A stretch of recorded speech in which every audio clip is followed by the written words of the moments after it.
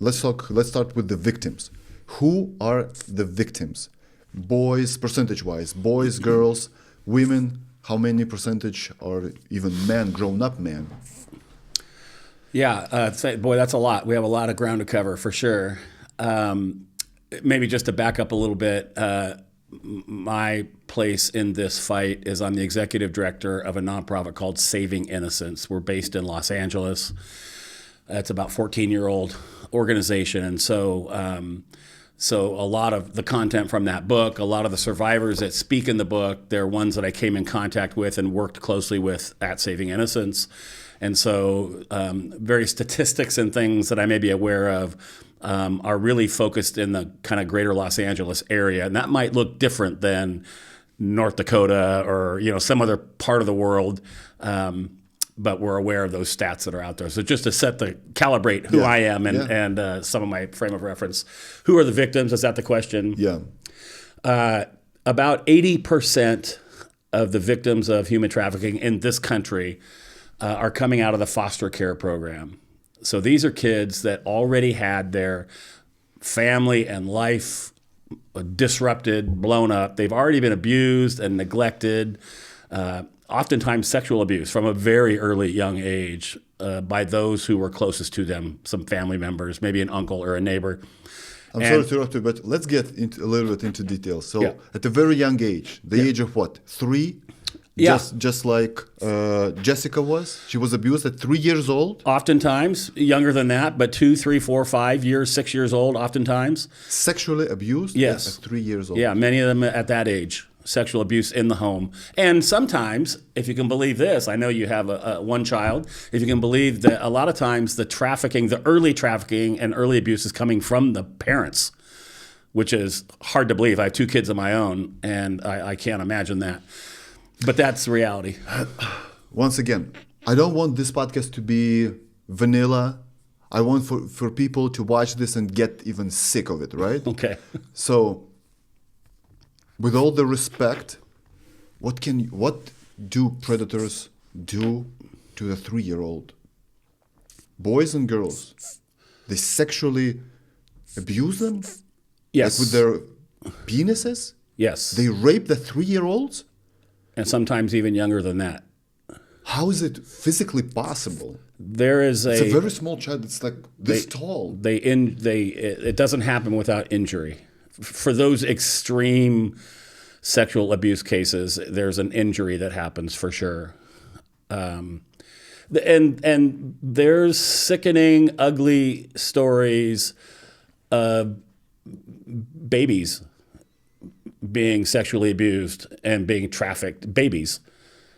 I had a friend just 2 days ago. We were driving, and he worked for an organization that did a lot of international work, and they intervened. Their organization intervened in a 6-month-old baby being abused in this way, and on a sex cam. People were paying a subscription, and on the camera, and they would pay money and then tell the person on the other side, do this, do that, while they watched to a 6-month-old baby, if you can imagine that. We're talking pure evil is what we're talking about. This is not a broken system. We can't fix it passing a certain law or getting some signatures on something or voting a new person into office. Some of those things can help, and I'm sure we'll get into it. But what we're talking about is pure evil running rampant and running wild in the world. So in our setting here, we see the average age of entry is around 12 years old. That's the average age. My co-author, who you mentioned, Jessica, she was abused in a sexual way, in other ways, from a very young age, 3, 4, 5, 6, and those early years.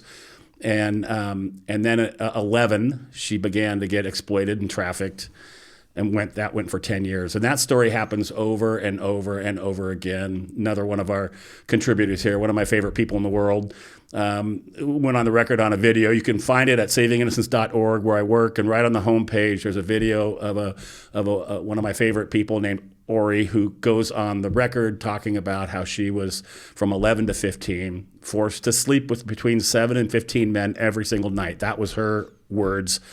And then she said, by the time I was 12, I had already been raped 4,000 times. 4,000 times. So what we're talking about here is over the top. And I found that there's a thin line between people that don't know and they don't want to know. It's much easier to turn a blind eye, look the other way, maybe be aware of something ugly out there, but it's too uncomfortable.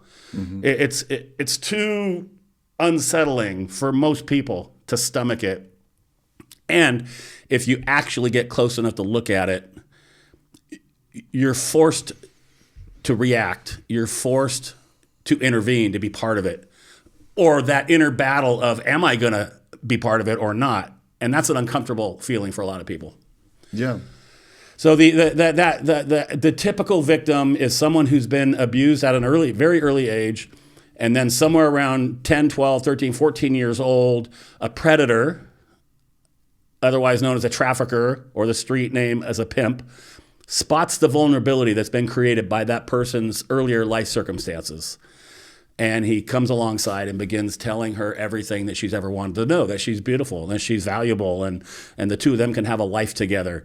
And so that young victim gravitates towards that predator who has bad intentions the entire time, and he's manipulating her, he's brainwashing her, he's lying to her, and then at some point forcing her to go along with his plans. And now she's sucked into this dark world she didn't know existed. She's not sure how she even got there. She has no idea how to get out.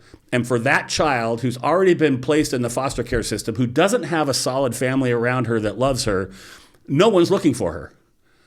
It's been said that the life expectancy of a child is about 7 years once they get sucked into that life of being trafficked, unless somebody jumps in, intervenes, and pulls them out. And we've seen that all too tragically at Saving Innocence. We've had far too many memorial services for the kids that we serve that have lost their lives one way or the other. Out of 100 victims, percentage-wise, how many boys and girls? What we've seen in our setting is about 95% girls and 5% boys. So it's mostly young girls. Okay. Human trafficking, out of 100%, how many percentage-wise, approximately, adults and children? 50-50?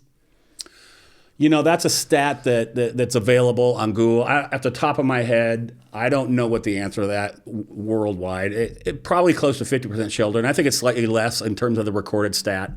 30 or 40% are minors, but depending on what setting you're talking about and what part of the world, that could vary. Yeah, because once they start at 14, at 18, they're already adults, but they're working only for 4 years. So if they're working like for a decade, yeah. So they started as a teen, right. Then they got it. Yeah. Adult men, are they being involved as a victim in human traffic?